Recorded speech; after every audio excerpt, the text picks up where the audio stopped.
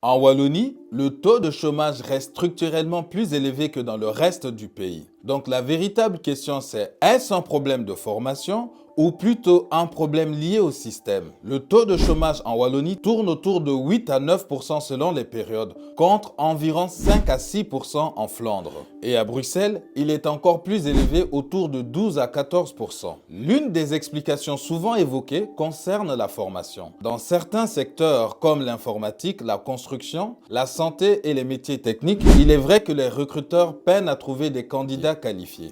Cela mène à dire que les demandeurs d'emploi ne sont pas suffisamment formés pour les emplois disponibles. Cependant, cette analyse est incomplète. En effet, nous faisons face à des enjeux structurels. Certaines régions génèrent moins d'emplois qualifiés, la mobilité professionnelle est souvent limitée et il existe un décalage entre les lieux de travail et de résidence. En conséquence, même si des formations sont proposées, tous les emplois ne sont pas accessibles localement. Nous sommes donc confrontés à un système plus complexe qu'il n'y paraît. Le marché du travail est régionalisé, des déséquilibres économiques existent entre les régions et il y a des différences notables en matière d'investissement et de dynamisme économique. Réduire le chômage à un simple problème de formation, c'est ignorer une réalité bien plus vaste. Alors, la véritable question n'est peut-être pas qui doit changer, mais plutôt comment adapter le système économique et la formation en même temps. Parce que le chômage n'est pas seulement un chiffre, c'est le reflet d'un fonctionnement économique et social. Souvenez-vous que répondre aux préoccupations d'aujourd'hui,